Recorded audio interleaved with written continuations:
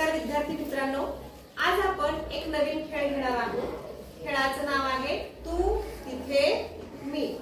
या खेळामध्ये आपल्याला काय करायचं आहे, वाक्य वाचायचं आहे। त्यानंतर वाक्यामध्ये योग्य ठिकाणी योग्य विरामचिन्ह कोणतं येणार आहे ते पाहून ते द्यायचं आहे आणि पुन्हा ते वाक्य वाचायचं आहे। म्हणून विरामचिन्ह काय म्हणणार, वाक्य जसं असेल तसं योग्य विरामचिन्ह येणार। म्हणून या खेळाचं नाव आहे तू तिथे मी। आपण खेळ सुरू करूया। आता पहिलं उदाहरण पहा।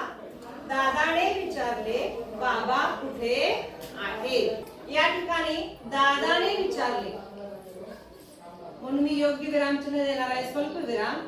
बाबा कुठे आहेत प्रश्नचिन्ह, त्यानंतर विचारले यासाठी येणार आहे दुहेरी अवतरण चिन्ह आणि मग शेवटी आपण वाक्य वाचणार आहोत। दादाने विचारले बाबा कुठे आहेत। अशा प्रकारे तुम्हाला वाक्य वाचून दाखवायचं आहे। समजलं? हो। समीर तुला डब्यात सुका खाऊ देऊ का? प्रश्नचिन्ह, समीर तुला डब्यात सुका खाऊ देऊ का म्हणाला। ताई शाळेतून आली। स्वल्पविराम दुहेरी अवतरण चिन्ह, पूर्णविराम। भीम म्हणाला ताई शाळेतून आली। किती सुंदर रुमाल आहे हा।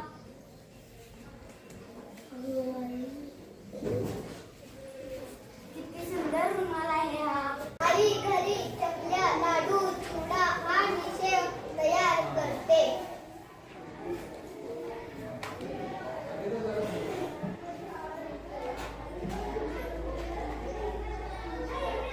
आई घरी चकल्या लाडू चिवडा आणि शेव तयार करते। मुले कोणते चित्र काढत होती।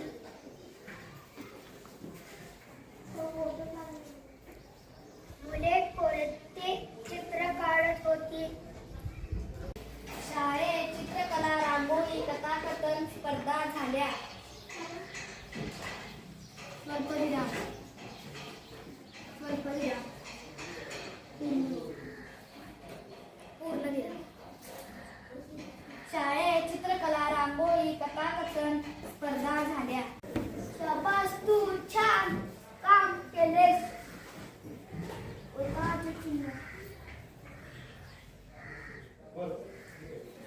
शाबास तू छान काम केलेस। आई आणि बाबा बाजारात गेले होते। पूर्णविराम। आई आणि बाबा बाजारात गेले होते। मला हापूस आंबा आवडतो। पूर्णविराम। मला हापूस आंबा आवडतो। बाबांनी विचारले तुझ्या मित्राचे नाव काय।